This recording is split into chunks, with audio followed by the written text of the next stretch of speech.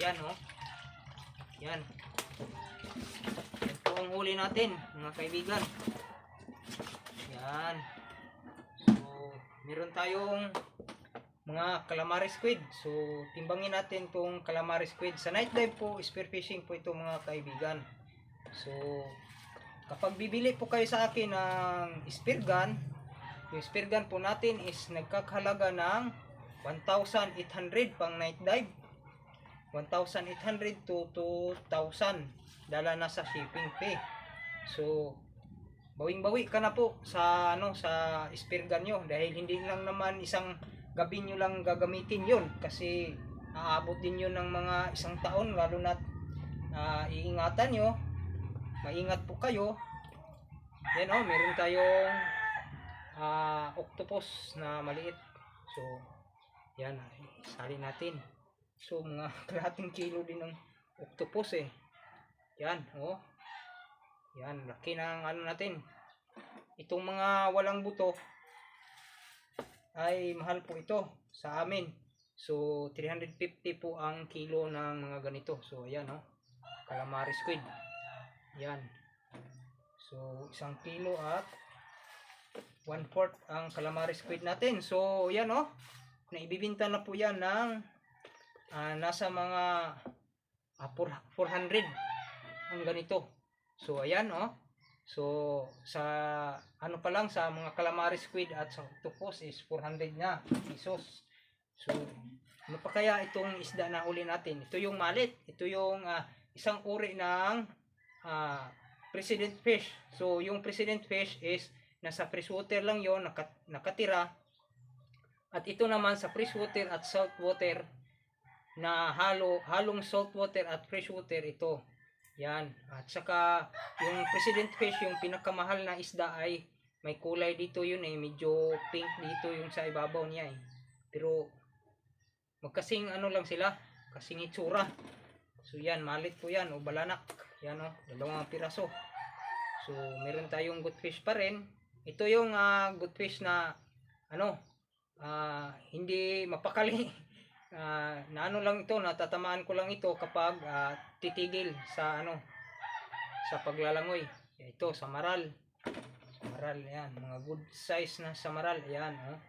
Ito yung itong uri ng good fish na ito ay natutulog lang po.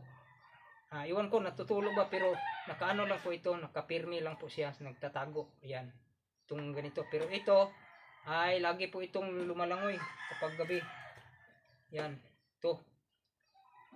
So nahuhuli lang po natin yan kapag nakatigil po siya. Yan. At talagang yung pag tumigil ay talagang quick po ang ating pag asinta. So dito yan asinta palagi. Yan oh. Yan. Dito yan asintahin. Huwag sa katawan kasi masisira yung laman. Ito isdang nasa malalim. Ito ay nahuli po natin kasi pumunta ng gilid-gilid. Ito ay nahuhuli kapag bagong umaga. Nagpapakita po yan sa gilid ng batuhan. So mayroon tayong rabbit fish oh, medyo malaki-laki. Meron din tayong tabangkok. So ito, malikot din ito. Kaya dito tinamahan ko. So accurate po ang natin, SG natin na ginagawa. So ayan oh, yung mga tama ko, hindi pantsamba na tama. So ito yung survivor, tinatawag namin na survivor kasi yan nakakita ng katapat. Kinagat siguro ito ng malalaking isda. Nakasurvive. So sa akin hindi siya nakasurvive. Ayan. Mga good size at masasarap na isdang bato. So yan.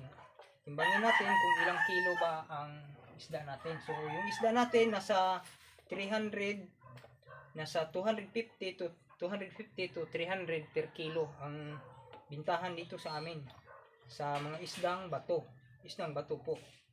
Yan oh. So ayan, may 3 kilo tayo sa isda at may isa't kalahating 1 1/4 sa mga squid. So bawing-bawi ka na kapag nag-night dive spear fishing ka, lalo na biyayaan tayo ng Panginoon Diyos. So maraming salamat po sa inyong patuloy na panonood at syempre yung gamit natin na flashlight ay Security Ink flashlight. So ayan po, Security Ink flashlight, yan po ang gamit natin sa ating pag na night dive. Ayan, Security Ink flashlight. So yan ito yung pangalawang sponsor nila sa akin. Salamat sa Diyos. Yan Security Ink flashlight. Punta kayo ng Google, search nyo Amazon Store, tapos sa loob ng Amazon Store isi-search nyo ang Security Ink flashlight. So ayan, lalabas na po yan ang legit store nila. See you on my next video. Thank you for watching.